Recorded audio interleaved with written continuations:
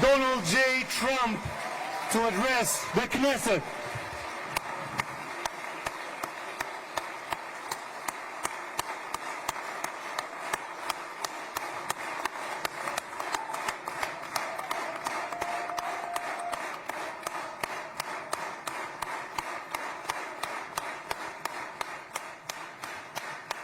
Thank you very much. Thank you. Thank you very much, everybody. It's a great honor. Nice place. Very nice place. Mr. President, Mr. Prime Minister, Mr. Speaker, esteemed members of the Knesset and cherished citizens of Israel, we gather on a day of profound joy, of soaring hope, of renewed faith, and above all, a day to give our deepest thanks to the Almighty God of Abraham, Isaac, and Jacob.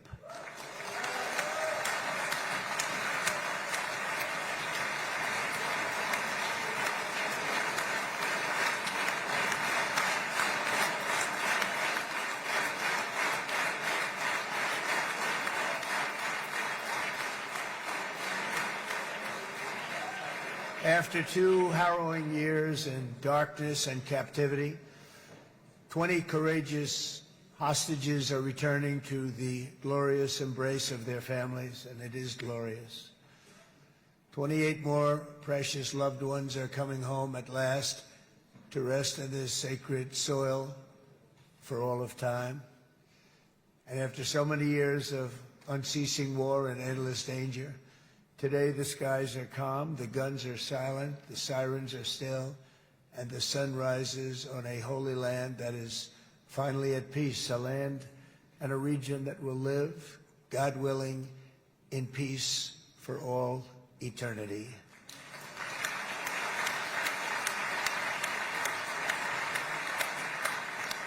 This is not only the end of a war, this is the end of an age of terror and death, and the beginning of the age of faith and hope and of God. It's the start of a grand concord and lasting harmony for Israel and all the nations of what will soon be a truly magnificent region. I believe that so strongly. This is the historic dawn of a new Middle East. I want to express my gratitude to a man of exceptional courage and patriotism, whose partnership did so much to make this momentous day possible. You know who I'm talking about. There's only one, Prime Minister Benjamin Netanyahu. Bibi, please stand up.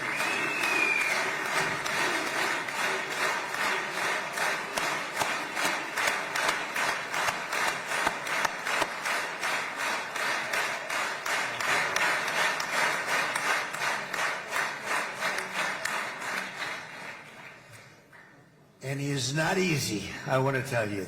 He's not the easiest guy to deal with, but that's what makes him great. That's what makes him great.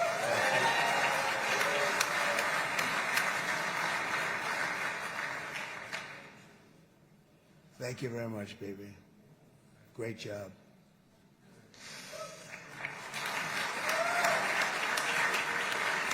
And let me also convey my tremendous appreciation for all of the nations of the Arab and Muslim world that came together to press Hamas to set the hostages free and to send them home. We had a lot of help. We had a lot of help from a lot of people that you wouldn't suspect, and I want to thank them very much for that.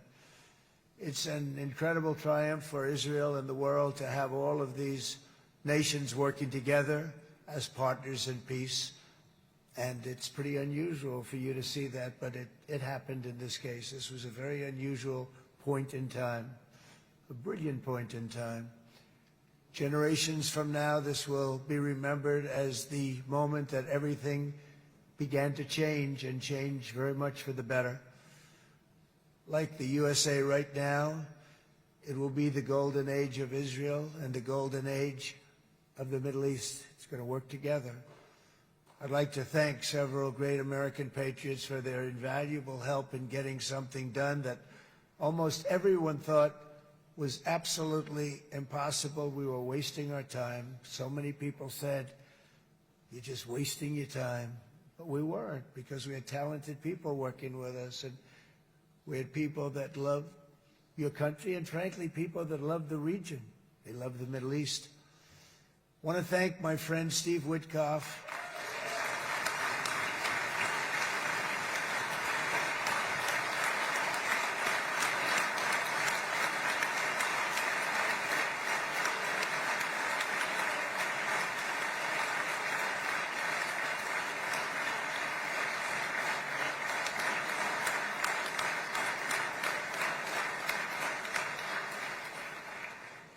You know, Steve was chosen by me.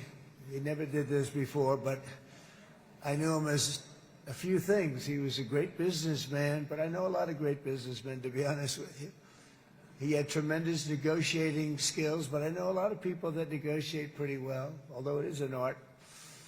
But there are people that can negotiate pretty well. But most importantly with Steve, he's just a great guy. Everybody loved him. Everybody.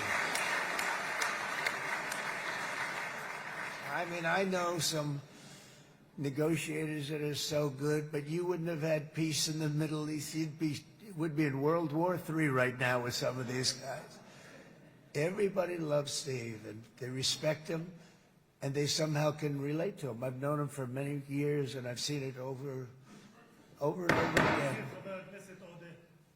להוציא את חבר הכנסת עודה, להוציא אותו מהאולם, להוציא אותו מיד, החוצה, החוצה. Please expel this Knesset member. Please expel this Knesset member. להוציא גם את חבר הכנסת כסיף. להוציא את חבר הכנסת כסיף מהאולם. Expel Knesset member Kasif out of the hall. Please expel him immediately.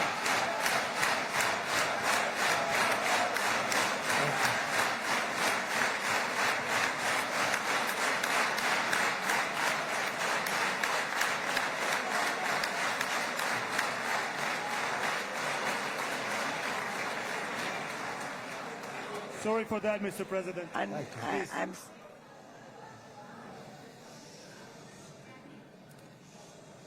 That was very efficient.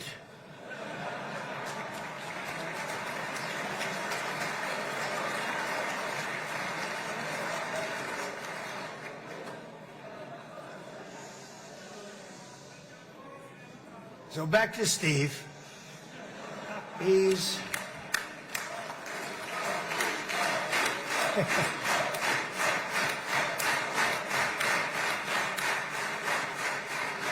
but I tell one story because he was so involved, and then we called in Jared. We need that brain on occasion. We got to get Jared in here. We got to get a certain group of people. But Steve started this all by himself. I call him Henry Kissinger, who doesn't leak. Okay? Henry is a big leaker. He leaked. Steve doesn't leak. Steve just wants to get the job done. He wants to do what's right. But I'll give you just a quick story because, as you know, he's working on the war with Russia and Ukraine, a war that would have never happened if I were president. A shame. 7,000 young soldiers a week are being killed. More than that this last week. It's a shame that it never happened. But it did happen, and we won the race, and I took over this horrible war that's been raging, and I thought it would be easily settled. I thought it was a hell of a lot easier than doing what we just did very successfully with Israel and a lot of other people. But this came first, and we'll get that one. But I set up a meeting for him to meet with President Putin, thinking it would be a 15 or a 20-minute meeting. Steve had no idea about Russia, had no idea about Putin too much, didn't know too much about politics, wasn't that interested. He was really good at real estate, but he had that quality that I was looking for, and I didn't see it around in too many ways. And I set up the meeting with Putin, and I called. I said, is Steve finished yet? That was about a half an hour into the meeting. No, sir, he's not. He's still inside. This is in Moscow. I said, well, how's he doing? I don't know, sir. He's still inside. I called up an hour later. Let me speak to Steve. Sir, he's still with Putin. He's with President Putin. I said, wow, that's a long meeting, 1 hour. I called up an hour later, he was still with Putin. 3 hours later, he was still with Putin. 4 hours later, he started to get the word that he was going to be coming out soon. And in 5 hours, he came out. I said, what the hell were you talking about for 5 hours? And he says, just a lot of interesting things. We're talking about a lot of interesting things, including what he went in there for, but you can't talk about it for 5. You can talk about it for a certain period of time, and you know what you're getting.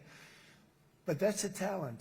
That's a talent, where you can do that. Most people I'd send in, number one, they wouldn't be accepted. Number two, if they were, the meeting would last 5 minutes, and that's what happens with Steve. Everybody loves him.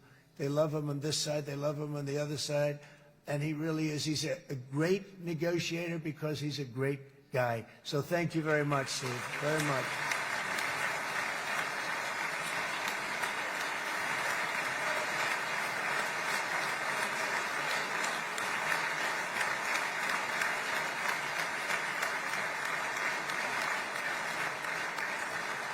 And let me also give a very special thanks to someone who truly loves Israel. In fact, loves it so much that my daughter converted.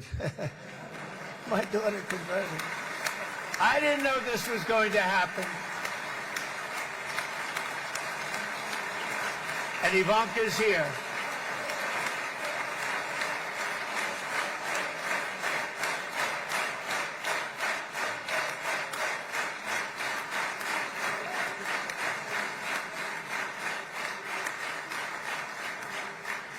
And Bibi, you do know this was not in the cards for me. You understand that. And she is so happy, and they are so happy. At least I think they're happy. If they're not, we have a big story, right? No, they have a great marriage, and they get along great. They're best friends. They have a very special relationship. But Jared has been so helpful. He really did something very special. He established the Abraham Accords with a group of very wonderful people. I like calling it the Avraham Accords, because people that, right? Avraham. It's so cool. It's so much sort of nicer, you know, the Abraham versus the Avraham.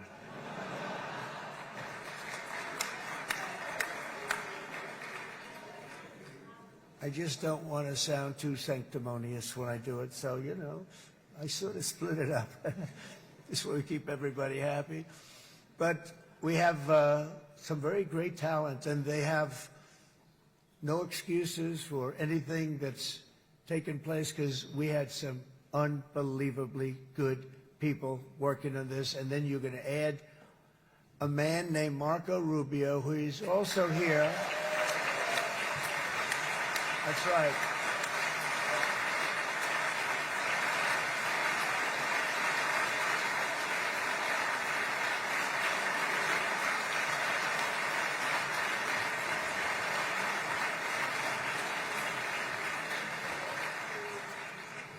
And I have a prediction that Marco will go down, I mean this, as the greatest Secretary of State in the history of the United States. I believe that.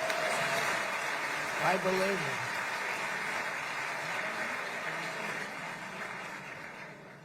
it. And he and I, you know, we really fought it out. You remember, he was tough. He was nasty. Who the hell thought this was going to happen, Marco, right? And now I'm saying he's going to go down as the greatest. He will. He was always smart and sharp, and people respect him. And then we have somebody who's young, but an unbelievable leader. I saw it a long time ago, and he's turned out to be even better than we thought. Right, Susie? I think even better. And that's Pete Hegseth, who is our Secretary of War, formerly Secretary of Defense.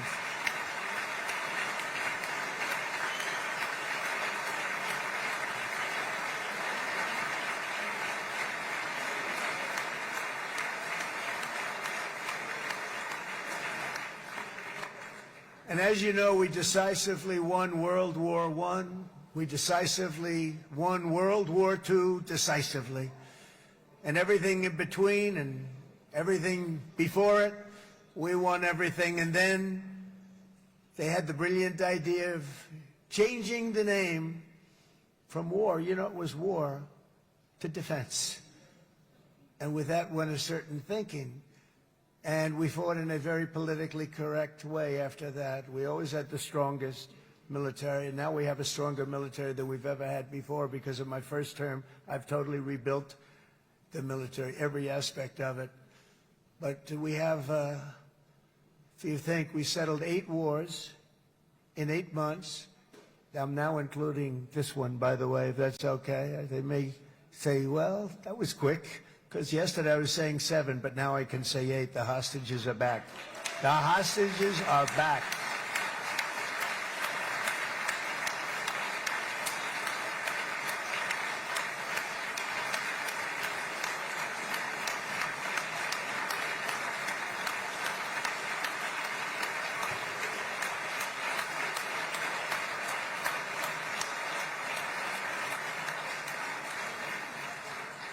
It is a good feeling. Isn't that nice to say? You know, I just said the hostage. The first time I said the hostages are back. It feels so good to say it.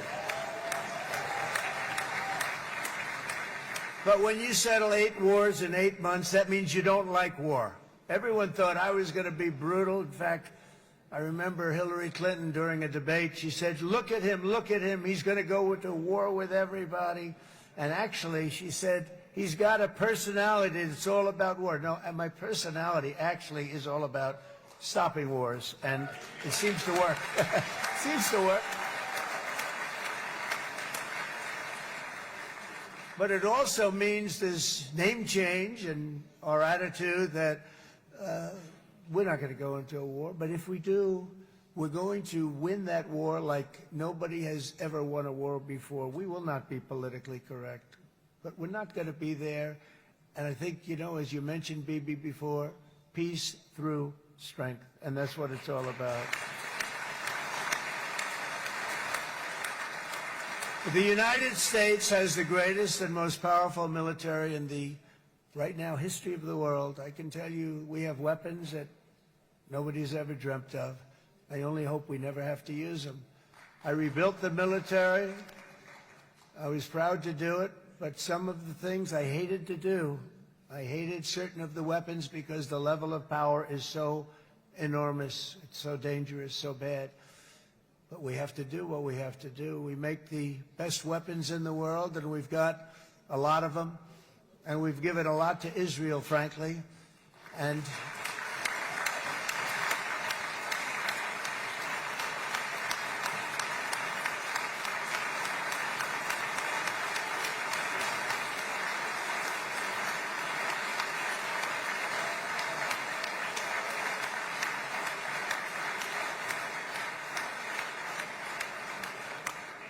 I mean, Bibi would call me so many times, can you get me this weapon, that weapon, that weapon? Some of them I never heard of, Bibi, and I made them. But we'd get them here, wouldn't we? Huh? And they are the best. They are the best. But you used them well. It also takes people that know how to use them. And you obviously used them very well. But so many that Israel became strong and powerful, which ultimately led to peace. That's what led to peace. So as we celebrate today, let us remember how this nightmare of depravity and death all began.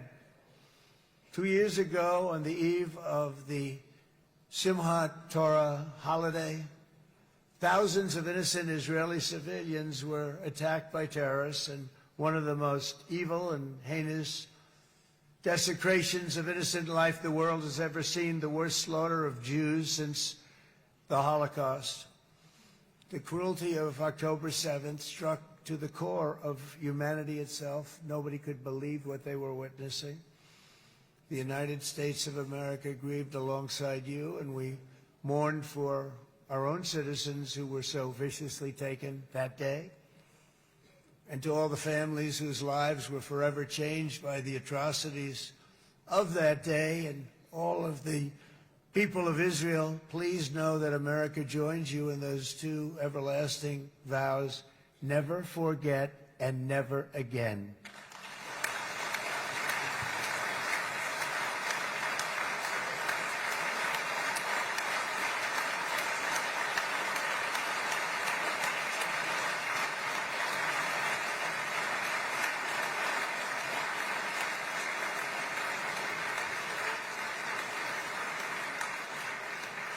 From October 7th until this week, Israel has been a nation at war, enduring burdens that only a proud and faithful people could withstand. It was a very tough period of time. For so many families across this land, it has been years since you've known a single day of true peace. But now at last, not only for Israelis, but also for Palestinians and for many others, the long and painful nightmare is finally over. And as the dust settles, the smoke fades, the debris is removed, and the ashes cleaned from the air, the day that breaks on a region transformed, and a beautiful and much brighter future appears suddenly within your reach. This is now a very exciting time for Israel and for the entire Middle East, because all across the Middle East, the forces of chaos, terror, and ruin that have plagued the region for decades now stand weakened, isolated, and totally defeated. A new coalition of proud and responsible nations is emerging, and because of us, the enemies of all civilization are in retreat. Thanks to the bravery and incredible skill of the Israeli Defense Forces and Operation Rising Lion,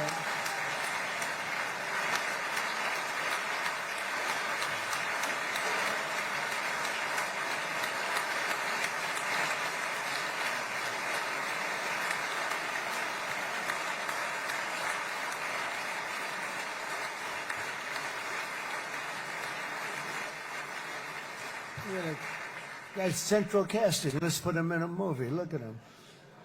Great job. And my people loved working with you. Loved it. They worked so well together. But many of Iran's top terrorists, including nuclear scientists and commanders, have been extinguished from this earth. And with Operation Midnight Hammer, boy, that's a great name for that, what we did.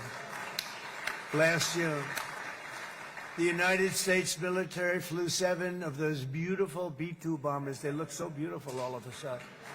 They were always, I thought they were pretty planes. I had no idea they could do what they did. In fact, we just ordered 28 more of them. A little updated version. We ordered a whole pile of them. And almost 100 other planes went with them, including fighter jets. We had 52 tankers, big, beautiful, brand new tankers that were loading them up 4 or 5 times. They traveled 37 hours back and forth. Think of that. But we had tankers all over the sky for all the other planes. We had the F-22s, the F-35s, F-16s. We had a hell of a lot of planes.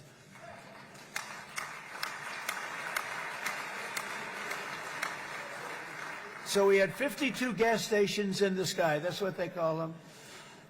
I'll tell you, I wouldn't want to be flying one of them. We have our great General Raisin Cane right here. General, stand up. This guy. What a general.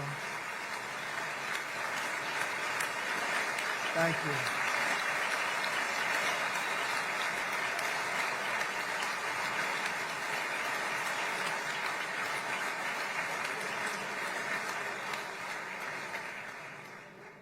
I asked General Kane, I said, you know, we're having problems with ISIS, and I was in Washington, and I asked, how long would it take to defeat ISIS? And my Washington generals told me, 3, 4, maybe 5 years, sir. I said, I don't get it. We've got the best equipment in the world. Why? So I flew to Iraq, and I met with a man named Kane. He said, what's your first name? He said, they call me Raisin, sir. I said, wait a minute, your name is Raisin Cane? I've been looking for you for a long time. You gotta be kidding. So they told me 3, 4, 5 years to defeat ISIS. And I sit down with him and I say, why is it? I flew there in the dark of night. I landed, I'll never forget it. It was quite a trip. I'm glad I made it because I met him. I said, could I ask you, General? I come down. He's standing with another general and a sergeant. Everybody was like central casting. They could go into a movie right now. Between him and you guys over here. We could get rich making movies, okay? And they got along so great. That's the beautiful thing, that your military and our military, Bibi, got along so great. But I was told by the television generals in Washington, we have the best equipment in the world. Why is it taking so long? And they said, 4 years. I said, so let me ask you, Raisin, how long would it take you to defeat ISIS? Sir, we can do it in 3 weeks, but you'll probably have some time left over. I said, you gotta be kidding.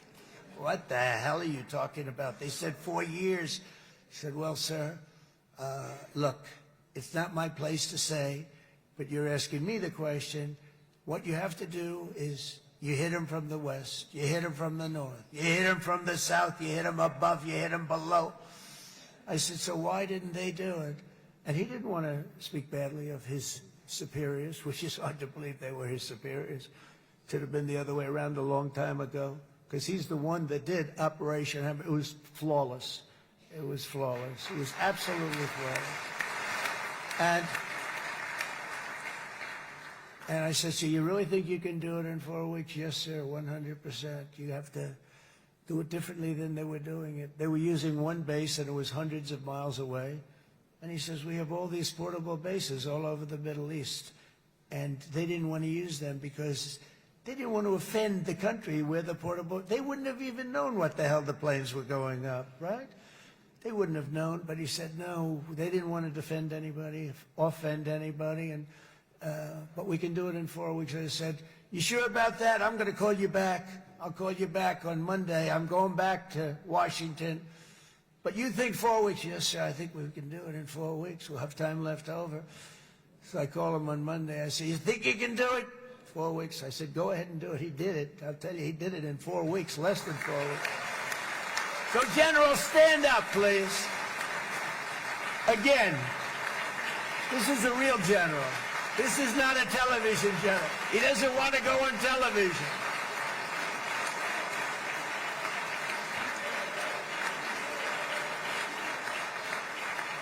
He doesn't want to go on television. I said the other guys love being on television.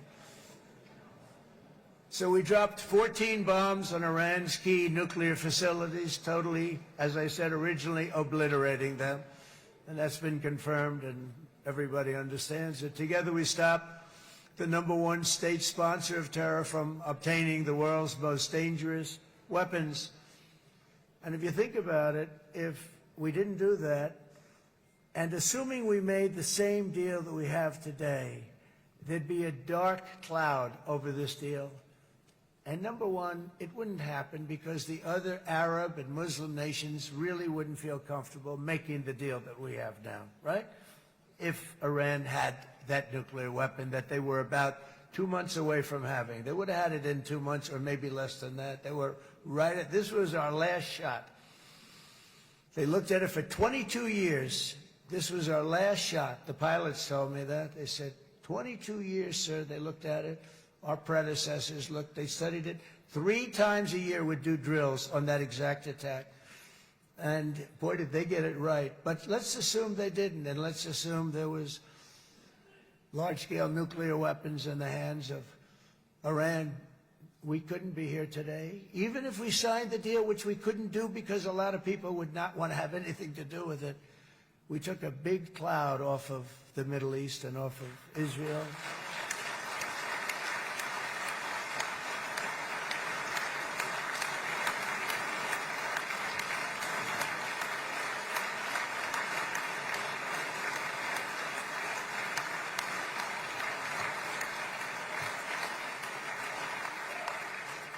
And it was my honor to help.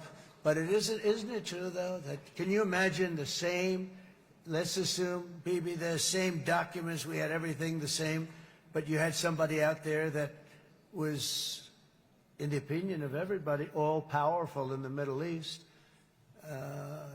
They took a big hit, didn't they? Didn't they take a big hit? Boy, oh boy. They got it from one side, from the other. And you know it would be great if we could make a peace deal with them, and I think that's big. Would you be happy with that? Wouldn't it be nice, I think? Because I think they want to. I think they're tired. somebody said, sir, they're starting their nuclear program again. I said, let me tell you something. They're not starting anything. They want to survive. The last thing they want to do is start digging holes again in mountains that just got blown up and start. They're not doing this. They want to survive, okay? But I think we have a chance. Steve, you, and I think Jared, come on, I'll call you back for another one. We always bring Jared when we want to get that deal closed. We bring Jared, but Steve, you and Jared and the General and Pete and Marco, you'll get that deal done easy. I think that'll be easy. But first we have to get Russia done. We got to get that one done. If you don't mind, Steve, let's focus on Russia first, all right? We'll get it done. In Lebanon, the dagger of Hezbollah, long aimed at Israel's throat, has been totally shattered. My administration is actively supporting the new president of Lebanon in his mission to permanently disarm Hezbollah's terror brigades. He's doing very well. And build a thriving state at peace with its neighbors. And you're very much in favor of that, I know. And it's good things are happening there, really good things. And with this week's ceasefire, we've achieved the most challenging breakthrough of them all. The most challenging breakthrough maybe ever. I mean, I've never seen anything like it. I've been involved in a lot of success. I have never seen anything like what's going on today all over the world. People are dancing in the streets, not just in Israel. They're dancing in the streets of countries that would have never danced in the street about what's happening today. They're dancing in those streets. So this long and difficult war has now ended. You know, some people say 3,000 years, some people say 500 years, whatever it is. It's the granddaddy of them all. And in an unprecedented achievement, virtually the entire region has endorsed the plan that Gaza will be immediately demilitarized, that Hamas will be disarmed, and Israel's security will no longer be threatened in any way, shape, or form.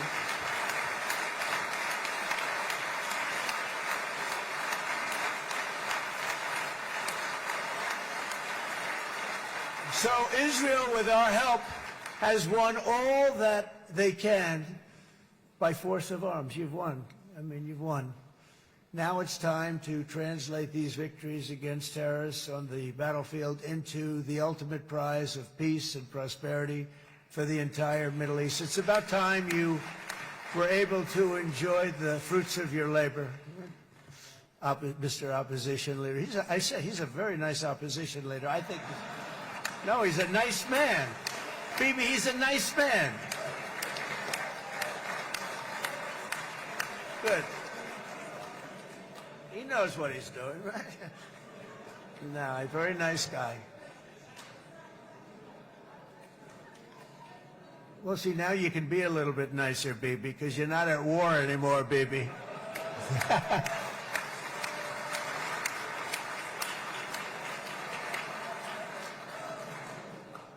But only by embracing the opportunities of this moment can we achieve our goal of ensuring that the horrors of recent years will never happen again. You don't want to have to go through this again. 8 years ago, I came to this region on a very special first trip abroad as the President of the United States. I came here very early at your request. I addressed the leaders of the Arab and Muslim world gathered in Saudi Arabia and said that it was time to build a future free of the grip of extremism and terror. And interestingly, right now, as soon as I'm finished, I'm quite late. You've kept me quite late between opposition leaders and Bibi's brilliant but very long speech. I thought I was going to run up here, make a speech, and then head to Egypt. It didn't work out, though. And you made a pretty long one, too, sir.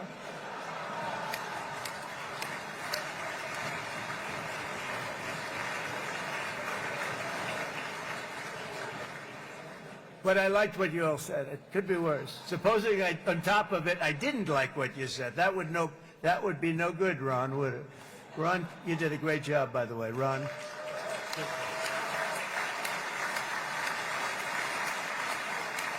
Yeah.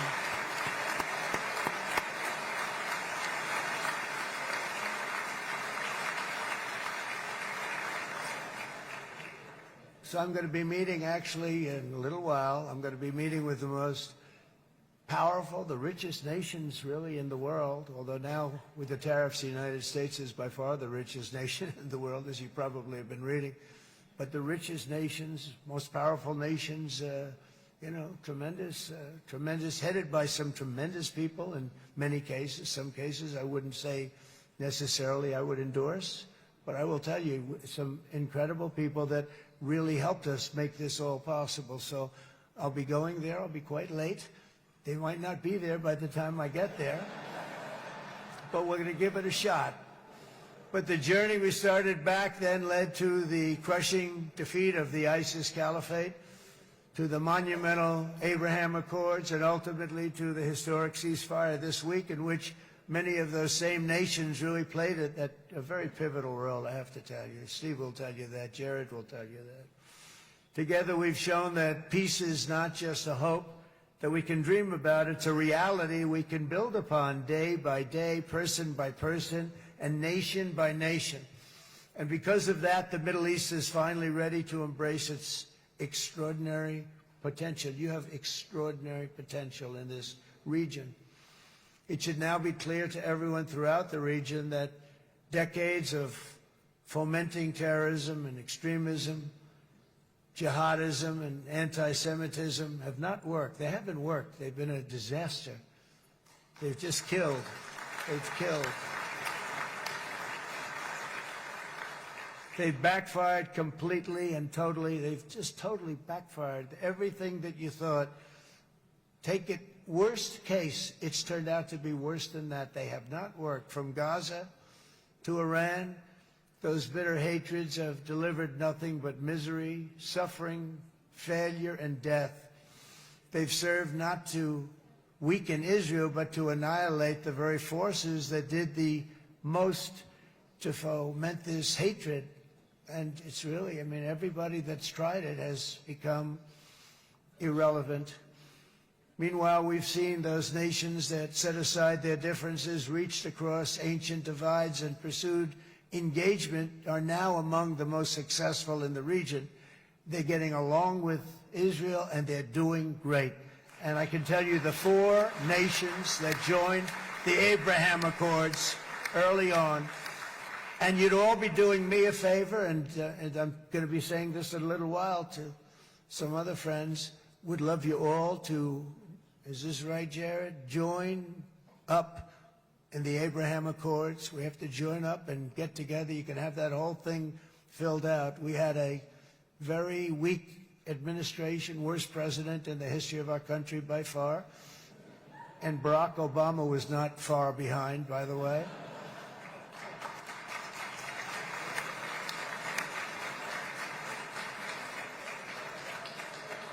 And they did nothing with this incredible document, the Abraham Accords, but now you can fill them up. Now you have peace, you have people that really like Israel. I'll tell you what, and they like Israel a lot more today than they did even 5 weeks ago. You've made a lot of, you've come back. You've come back strong, because it was getting to be a little nasty out there in the world, and ultimately the world wins. You can't beat the world always. I would say to Bibi, it's now time. And he understood it better than anybody, because ultimately, you know, the world's a very big place. And I've said a lot. I said, this piece of land is very small. It's unbelievable what you've done with that tiny, you look at a map even of just not the world, the Middle East, and you have this little dot. And think of what you've done. It's incredible. It's incredible.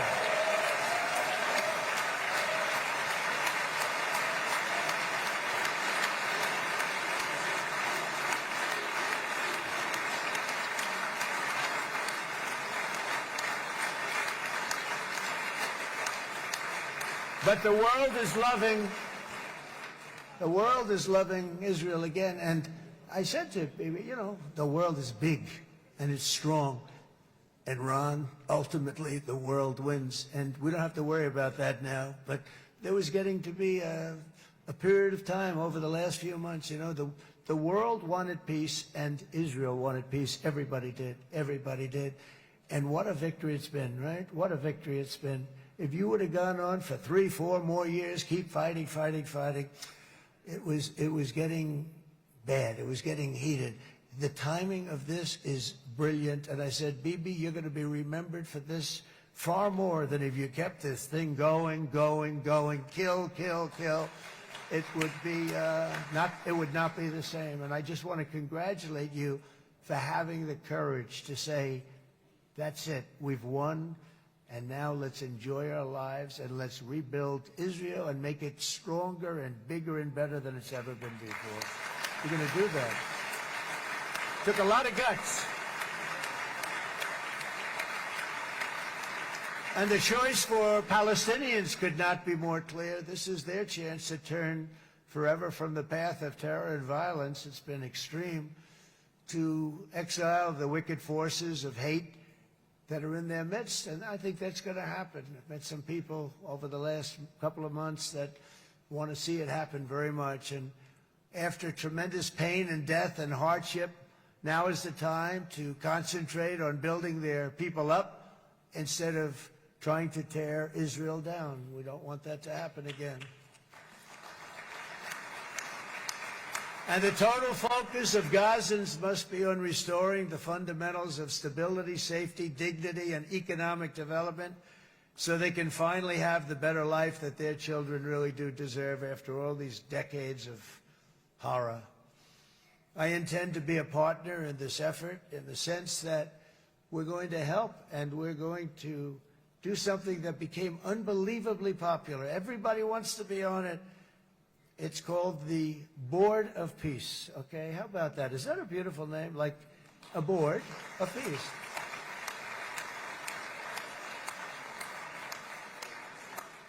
The only bad thing from my standpoint, every single nation involved has asked me to be the chair, and I'll tell you, I'm very busy.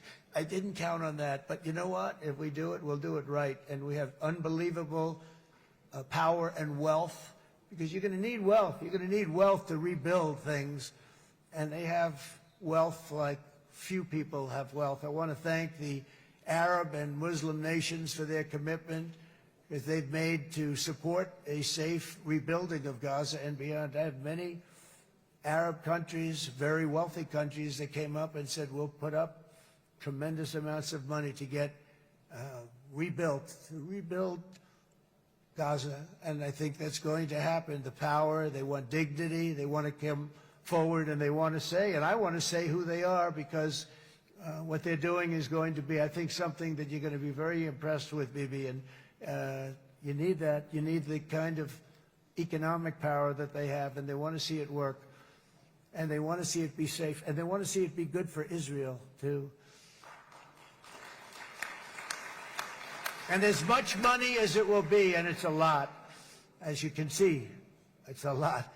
For these countries, it's relatively little relative to their worth.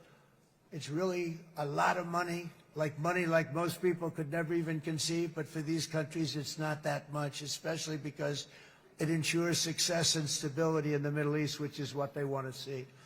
So many of them will be with us in Egypt in a little while, I think. I'm not sure. They may be gone. They may have taken their Boeing 747s and left. I said, what kind of a plane do you fly? 747. I said, that's a large plane. No, they may have. Steve, do you think they've left on their their brand new Boeing 747s? Or, I don't know. We're going to find out soon. It's going to be a big story. There'll be 2 people left. And they'll be the 2 poorest ones.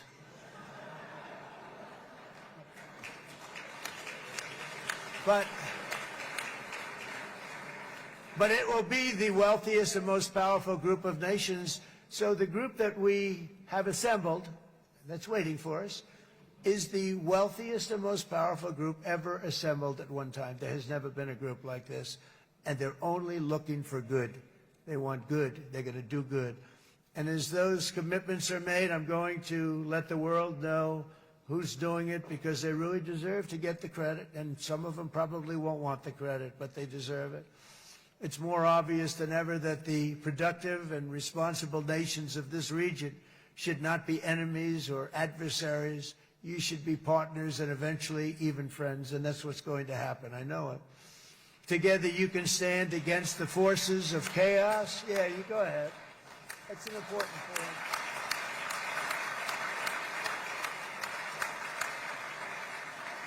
Because you can stand against the forces of chaos that threatened all of your interests, and it's always a big threat, and unleash incredible prosperity and opportunity for all the people of these lands, and that's what's going to happen. You're going to unleash numbers and success, the likes of which Israel has never been able to think of, because you're so firm, and you should be, and you've done the right thing in defending yourself.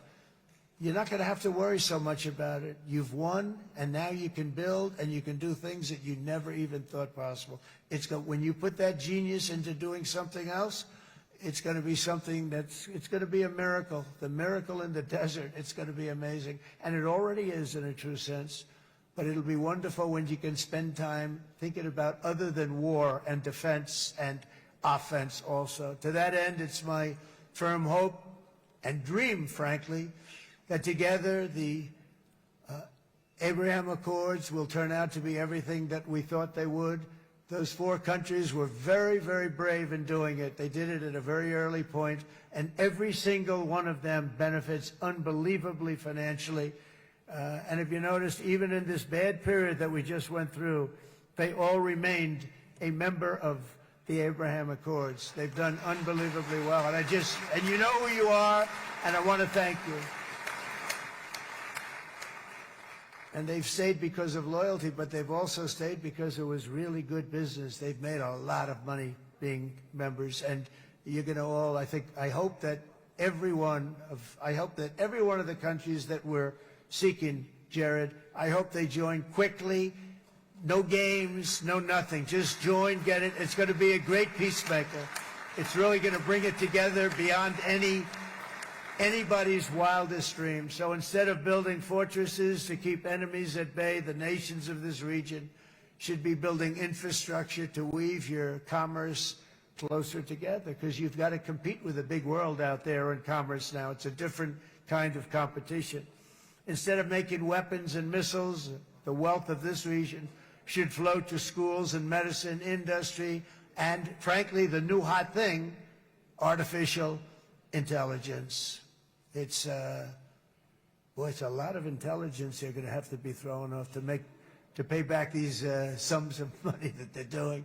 But that's really the hot one. And I might say that the United States, a year ago, was a dead country. I say it to people. I heard it first from the King of Saudi Arabia. I then heard it from UAE. I heard it from Qatar. I heard it from many other countries.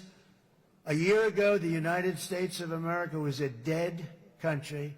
Now it's the hottest country anywhere in the world. It is the hottest. There's no question about it.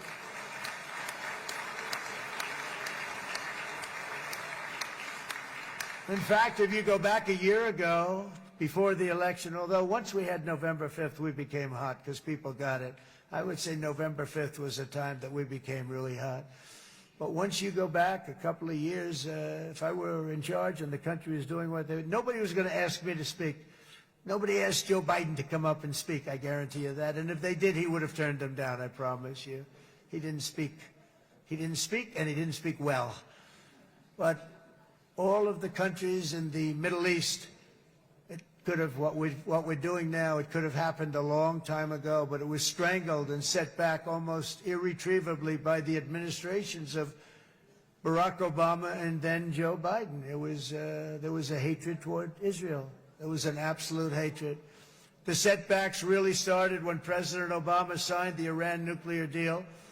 This was a disaster for Israel, and it was a disaster for everyone. And I remember that Bibi Netanyahu came to the United States and worked so hard to try and get Obama not to do that deal.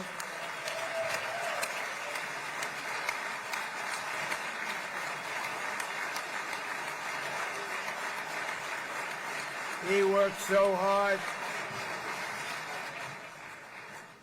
But it was like talking to a wall. I remember him telling me it was like talking to a wall. They wanted to go with Iran. They chose Iran. frankly, over a lot of other good nations, but specifically Israel. And that was the beginning of a very bad period of time. You had Obama go out, and the Iran nuclear deal turned out to be a disaster. And by the way, I terminated the Iran nuclear deal, and I was very proud to do it.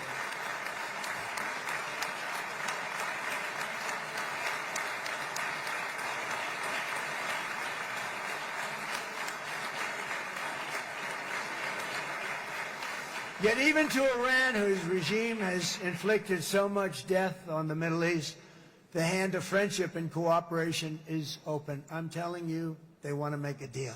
That's all I do in my life. I make deals. I'm good at it. I've always been good at it. And I know when they want. Even if they said, we don't want to make a deal, I can tell you they want to make a deal. All right, they do. They want to make a deal, and we're going to see if we can do something, because this is crazy what's happening, and we're not going to have this anymore. Neither the United States nor Israel bear the people of Iran any hostility. We merely want to live in peace. We don't want any looming threats over our heads, and we don't want to even think in terms of nuclear destruction. It's not going to happen, never will happen. There's nothing that would do more good for this part of the world than for Iran's leaders to renounce terror, stop threatening their neighbors, quit funding their militant proxies, and finally recognize Israel's right to existence. They have to do that. They have to do that. And to Iran, and as you know, this is not said out of weakness. There's no weakness. But I'm going to say this, that we are ready when you are, and it will be the best decision that Iran has ever made. And it's going to happen. It's going to happen. And they're good people. I know a lot of Iranians in the United States. They're good people, smart, hardworking people. They don't want to see what's happened to their country. The story of fierce Israeli resolve and triumph since October 7th should be proof to the entire world that those who seek to destroy this nation are doomed to bitter failure. The state of Israel is strong, and it will live and thrive forever.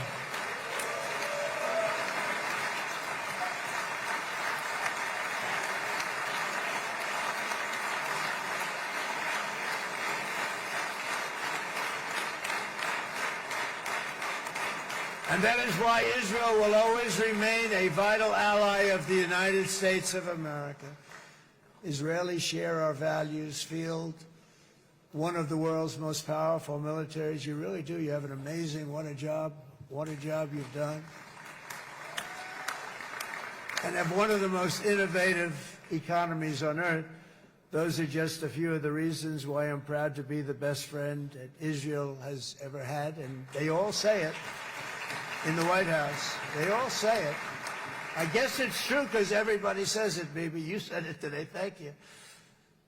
But as president, I terminated the disastrous Iran nuclear deal, and ultimately I terminated Iran's nuclear program with things called B-2 bombers. It was swift, and it was accurate, and it was a military beauty. I authorized the spending of billions of dollars, which went to Israel's defense, as you know. And after years of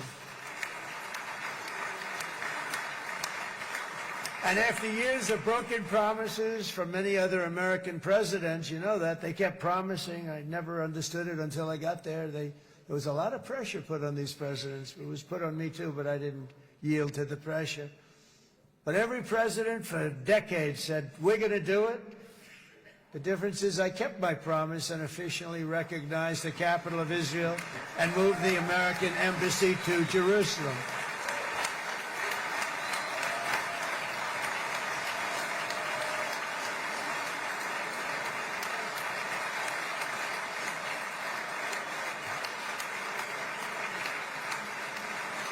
Isn't that right, Miriam? Look at Miriam. She's back there. Stand up, Miriam.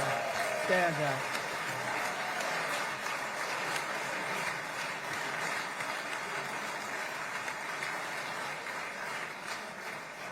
Miriam and Sheldon would come into the office. They'd call me. He'd call me. I think they had more trips to the White House than anybody else I can think of. Look at her sitting there so innocently. She's got 60 billion in the bank, 60 billion. And she loves, I think she's saying no more. And she loves Israel, but she loves it, and they would come in, and her husband was a very aggressive man, but I loved him. He was a very aggressive, very supportive of me. And he'd call up, can I come over and see you? I say, Sheldon, I'm the President of the United States. It doesn't work that way. He'd come in, but they were very responsible for so much, including getting me thinking about Golan Heights, which is probably one of the greatest things to ever happen to Israel.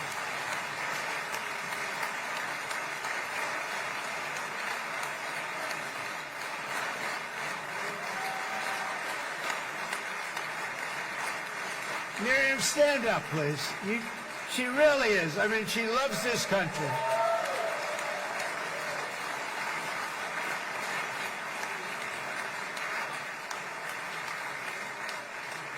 She loves this country. Her and her husband are so incredible. We miss him so dearly. But I actually asked her, I'm going to get her in trouble with this, but I actually asked her once, I said, so Miriam, I know you love Israel. What do you love more, the United States or Israel? She refused to answer. That might mean Israel, I must say. We love you. Thank you, darling, for being here. That's a great honor. Great honor. She's a wonderful woman.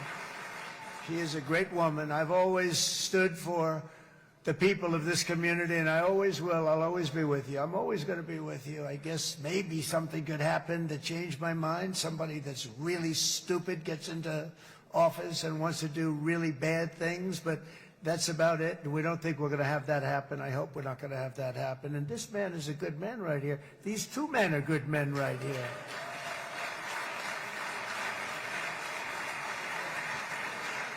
Hey, I have an idea. Mr. President, why don't you give him a pardon? Give him a pardon. Come on.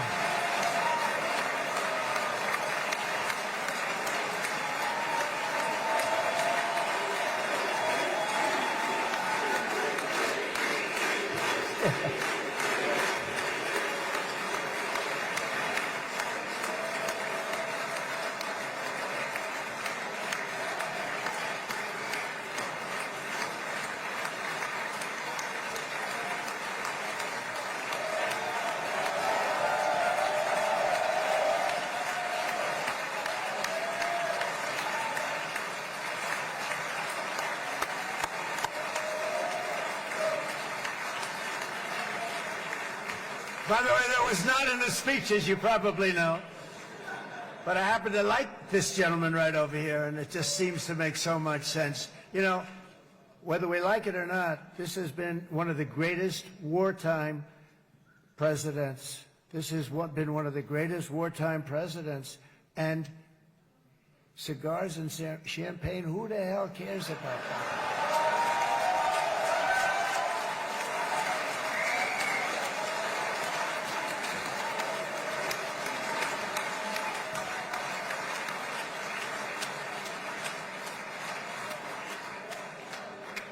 All right, enough controversy for the day, right? Actually, I don't think it's very controversial. So, you know, I mean, I see so popular. You are a very popular man. You know why? Because you know how to win.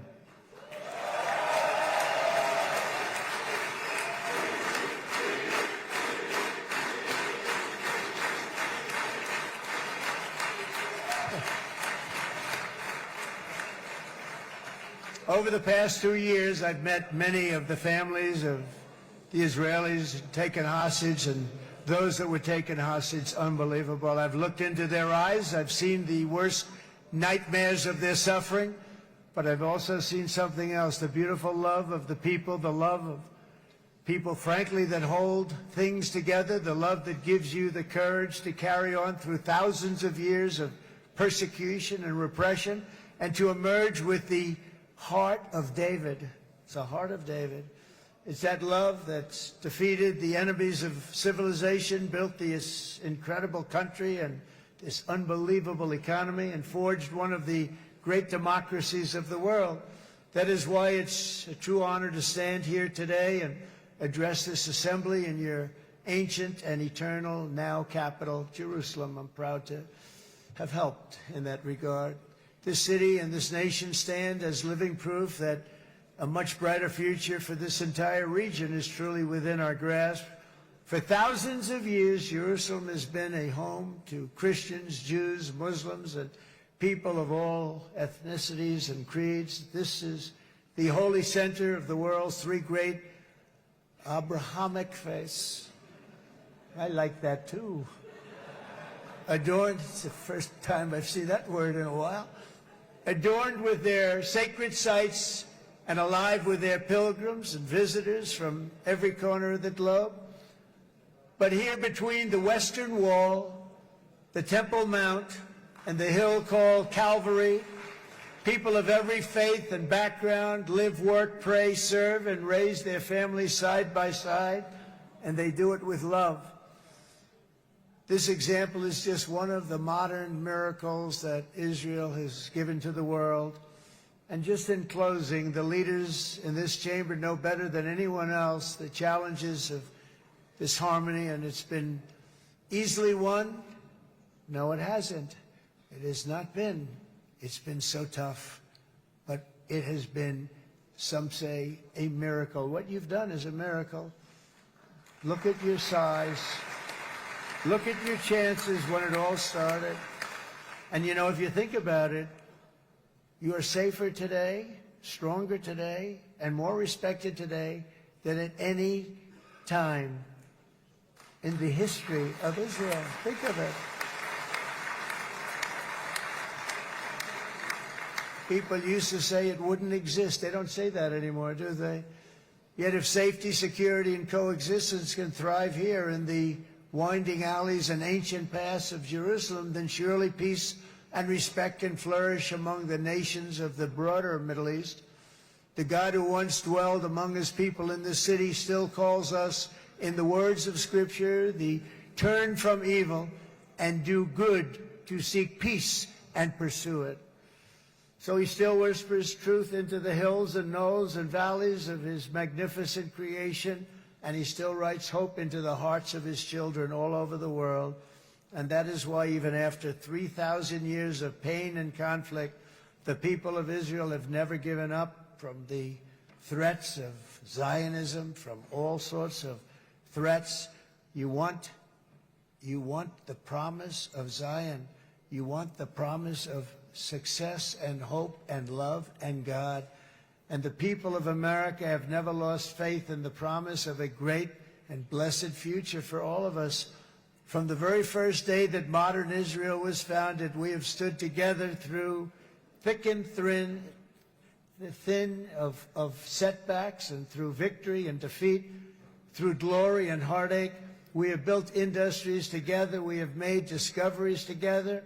We have confronted evil together, and we have waged war together. And perhaps most beautifully of all, we have made peace together. And this week, against all odds, we have done the impossible and brought our hostages home.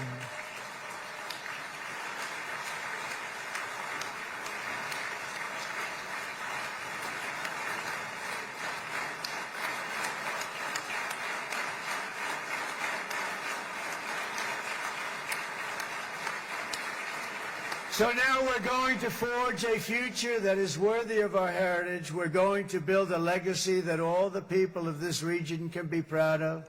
New bonds of friendship, cooperation, and commerce will join Tel Aviv to Dubai, Haifa to Beirut, Jerusalem to Damascus, and from Israel to Egypt, from Saudi Arabia to Qatar, from India to Pakistan, from Indonesia to Iraq, from Syria to Bahrain, Turkey to Jordan, the United Arab Emirates to Oman, and Armenia to Azerbaijan, another war that I just settled. We are going to have hope, harmony, opportunity, and happiness here in the spiritual and geographic center of the entire world. That's what you are. Israel, America, and all of the nations of the Middle East will soon be safer, stronger, greater, and more prosperous than ever before.